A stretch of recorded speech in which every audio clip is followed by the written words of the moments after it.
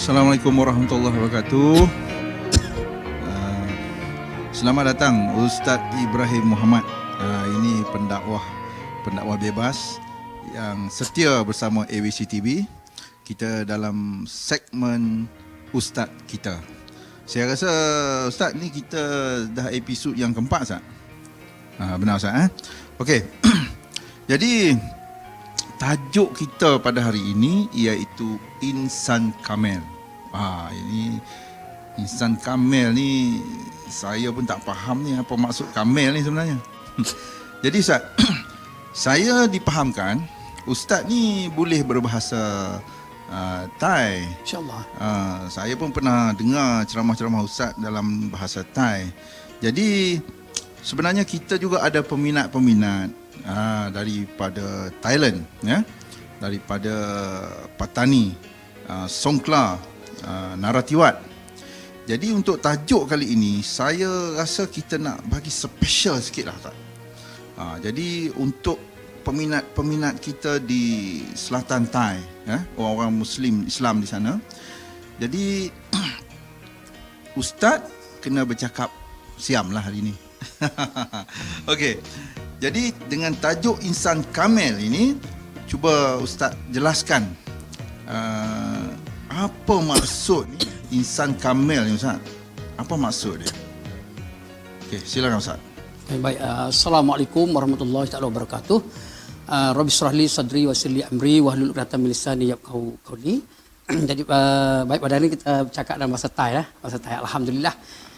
Alhamdulillah. อันในวันนี้กับผมก็จะกล่าวในภาษาไทยภาษาไทยเราก็ให้การเตือนในภาษาไทยอะไรคือว่าอินซันกาเมลนะเป็นยังไงอินซันกาเมลก็คือว่าเราทำอิบาดัตแก่อัลลอฮฺซุบฮานะฮูวะตะอาลามุมินที่ทำอิบาดัตแก่อัลลอฮฺซุบฮานะฮูวะตะอาลาอิบาดัตyangทำนั่นก็คือทำในตัวใจตัวจริงแก่อัลลอฮฺซุบฮานะฮูวะตะอาลานบีกล่าวในหะดีษบอกว่ามันอาราฟะนัฟซะฮูฟะกอดอาราฟะร็อบบะฮูมันอาราฟะนัฟซะฮูฟะกอดอาราฟะร็อบบะฮูใครที่รู้จักตัวเองก็จะรู้จักอัลลอฮฺซุบฮานะฮูวะตะอาลาเขารู้ว่าเขาเป็นใครมาจากไหนจะไปที่ไหนแล้วใครที่สร้างเขามาเขาก็รู้ตัวเองที่อยู่ในโลกนี้ที่อยู่ในดุนยาและเขาก็จะรู้จักอัลลอฮฺซุบฮานะฮูวะตะอาลานั่นก็คือเป็นมุสลิมที่ดีเป็นมนุษย์ที่ดีก็คือว่ามนุษย์นั้นรู้จักตัวเองบอกคือว่าเขาอยู่ในดุนยาอยู่ในโลกนี้ก็คือว่าอยู่ชั่วคราวเท่านั้นที่อยู่นานอยู่วันอาคิเราะห์ที่อยู่ของจริงแก่พวกเราก็คือว่าอยู่ในวันอาคิเราะห์อยู่ที่ชาติหน้านั่นคือว่าที่อยู่ของมุสลิมที่แท้จริงนั่นก็คือว่ามุสลิมนั้นก็ต้องมีในจิตใจของเขาบอกว่าเราเป็นมุสลิมเราจะต้องนับถือเราต้องยาเกนมีวันอาคิเราะห์เราต้องยาเกนมีวันอาคิเราะห์มีชาติหน้าเพราะฉะนั้นเราก็จะต้องอยู่ในโลกนี้อยู่ที่เป็นมุสลิมที่ทำบุญและทำอามัลซอเลห์แก่อัลลอฮฺซุบฮานะฮูวะตะอาลานบีกล่าวบอกว่าอายุของมุสลิมหรือว่าอายุของมนุษย์นั้นก็คือว่าอยู่ในประมาณ67 เท่านั้นนบีกล่าวในหะดีษบอกว่าอัลอัมมารุอุมมะตีบัยนะ60วะ70วะมาอักลมินฮูอายุของอุมมะนบีมุฮัมมัดศ็อลลัลลอฮุอะลัยฮิวะซัลลัมอยู่ในประมาณ60 ปีถึง70 ปีและนิดเดียวเท่านั้นที่มีอายุกว่า70 ปี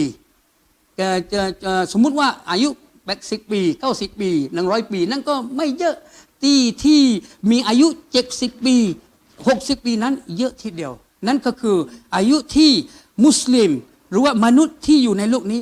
ไม่อยู่นานไม่ยาวนานที่ยาวนานก็คือในวันอาคิเราะห์วะลัลอาคิเราะตุค็อยรุนวะอับกอที่อาคิเราะห์นั่นก็คือวันที่เราจะสู่ไปถึงเจอกับอัลลอฮฺซุบฮานะฮูวะตะอาลาเพราะฉะนั้นมุมินที่ดีมุมินกามิล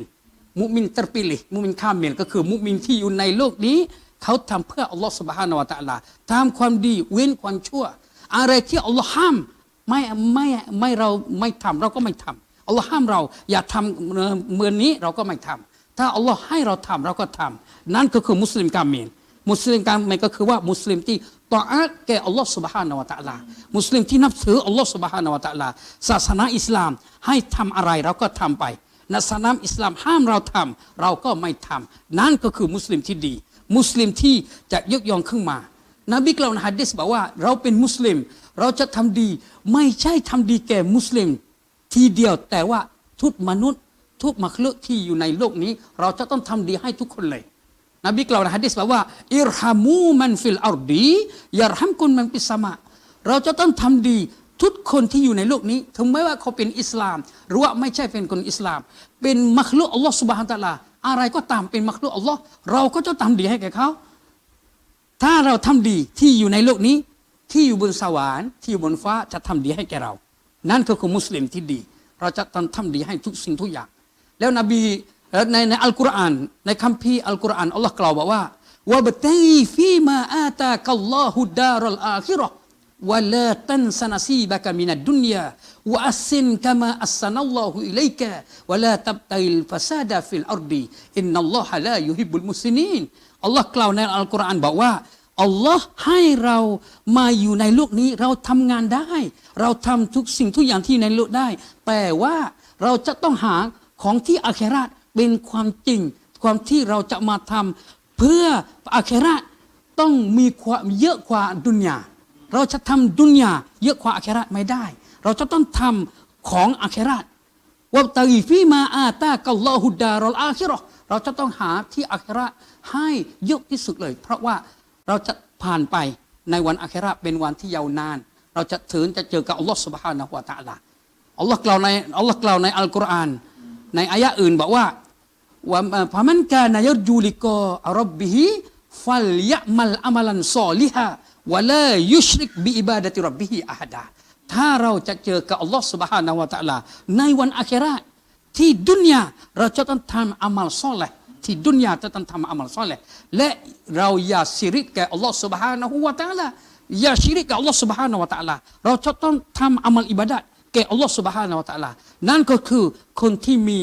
จิตใจของเขาจะเจอกับอัลลอฮ์ซุบฮานะฮูวะตะอาลาในวันอาคิเราะห์ในวันอาคิเราะห์จะเจอกับอัลลอฮ์อยู่ที่ในสวรรค์แล้วก็ที่ดุนยาจะต้องหาอิบาดะห์แก่อัลลอฮ์ซุบฮานะฮูวะตะอาลาให้มาเยอะที่สุดเลยเราจะต้องพยายามเราจะต้องมีความนึกถึงในการอิบาดะห์แก่อัลลอฮ์ซุบฮานะฮูวะตะอาลาเพราะฉะนั้นมุสลิมใดที่อยู่ในโลกนี้เขาก็จะต้องทำดีอัลลอฮ์กล่าวบอกว่าวะอัสซินูอินนัลลอฮะยุฮิบบุลมุสลิมินวะอัสซินูอินนัลลอฮะยุฮิบบุลมุสลิมินเราก็จะต้องทำดีเพราะว่าอัลลอฮ์ชอบคนที่ทำดีเราจะต้องทำดีอยู่ในโลกนี้เพราะว่าอัลลอฮ์ชอบคนที่ทำดีวะอัสซินูอินนัลลอฮะยุฮิบบุลมุสลิมินในอายะอย่างที่เราอ่านไปในก็อัลลอฮ์บอกว่าตะกีฟิมาอาตากัลลอฮุดารัลอาคิเราะห์วะลาตันซะนะซีบะกะมินัดดุนยาวะอัสซินกะมาอัสซะนัลลอฮุอิลัยกะวะอัสซินกะมาอัสซะนัลลอฮุอิลัยกะทำดีที่อัลลอฮ์เคยทำดีให้แก่เราอัลลอฮ์ทำดีให้แก่เราเราก็จะต้องทำดีให้มนุษย์ทุกคนเพราะว่าอัลลอฮ์ทำดีให้แก่เรานั่นก็คือมนุษย์นั่นก็คืออินซานกามิลที่เราจะเปิดเผยให้ทุก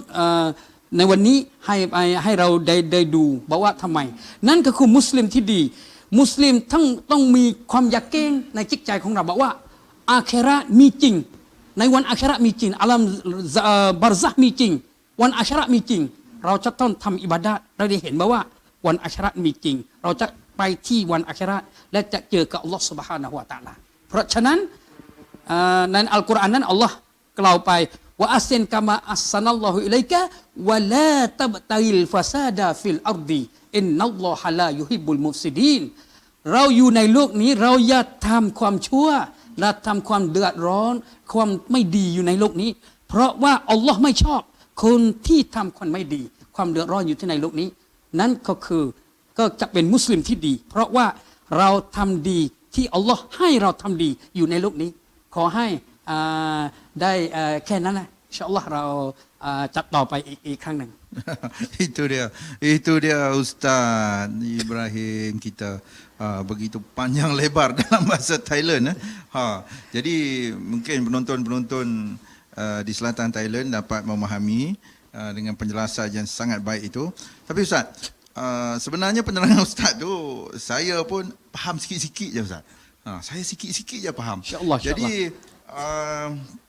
saya nak minta Ustaz cuba jelaskan secara ringkas. Ini untuk penonton-penonton kita di Malaysia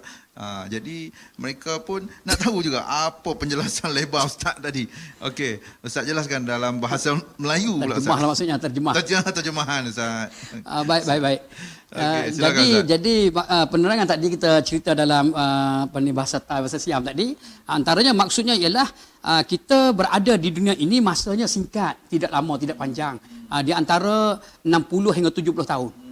Hop sip tun cek sekpi. Maksudnya 60 hingga 70 tahun. Nabi sebut al-amaru ummati, umur umatku baina sittin wa sab'in, antara 60 hingga 70 tahun. Dan sedikit yang lebih daripada itu. Yang lebih itu tak ramai. Jadi oleh kerana kita berada di dunia ini tidak lama, maka peluang dan ruang yang kita ada, kita kena buat baik. Buat baik, tamdi maksudnya berbuat baik sebanyak yang mungkin. Tamdi itu maksudnya berbuat baik. Sebanyak yang mungkin. Okay. Dan berbuat baik itu maksudnya bukan kepada orang Islam sahaja. Islam ajar kita berbuat baik itu luas. Berbaik pada orang Islam, kepada orang bukan Islam, kepada seluruh makhluk Allah. Sesiapa sahaja makhluk Allah, daripada binatang, pokok, bukit bukau, apa saja makhluk Allah, kita kena berbuat baik semasa kita berada di dunia ini. Kerana Allah itu suka kepada orang yang berbuat baik. Dan Allah tidak suka kepada orang yang melakukan kerosakan di atas muka bumi ini. Allah ma'ica, maksudnya Allah tidak suka kepada orang yang melakukan kerosakan di atas muka bumi ini. Jadi berbuat baiklah sebagaimana Allah telah berbuat baik kepada kamu. Jadi Allah tidak suka orang yang melakukan kerosakan di atas muka bumi. Kita kena berbuat baik. Jadi kita buat amal yang soleh, berbuat baik sesama manusia, berbuat baik, kita lakukan kebaikan kepada Allah, berbuat baik dengan manusia, itulah di antara amal yang soleh, menjadi bekal untuk kita menuju bertemu dengan Allah di hari akhirat. Perkara ini perlu ada yakin.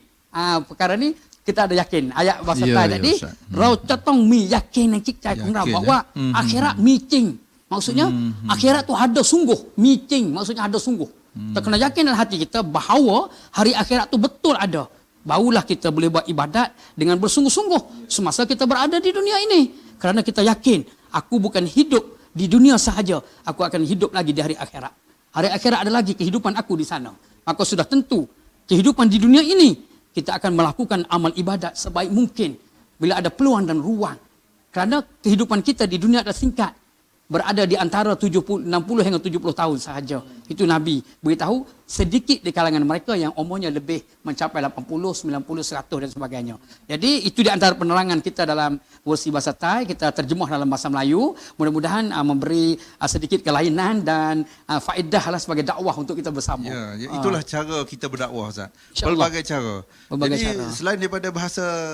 Siam ni, apa lagi bahasa yang Ustaz boleh? Arab boleh, bahasa Arab boleh lah. Bahasa Arab juga boleh. Akan datang insya-Allah akan datang. Insya-Allah. Buat dalam bahasa Arab insya-Allah. Jadi kalau yang akan datang ni kita cuba bahasa Inggeris, bahasa Arab. Insya-Allah. Boleh. Ya, itulah kehebatan Ustaz Ibrahim Muhammad, seorang pendakwah bebas. Ya, okey Ustaz. Saya rasa setakat ini dulu, perbincangan kita. Saya ucapkan terima kasih sekali lagi pada Ustaz kerana sudi untuk bersama ABC TV dalam segmen Ustaz kita. Jadi kita berjumpa di waktu dan masa yang akan datang. Saya sudahi dengan wabillahi taufiq wa hidayah. Wassalamualaikum warahmatullahi wabarakatuh. Waalaikumsalam warahmatullahi taala wabarakatuh.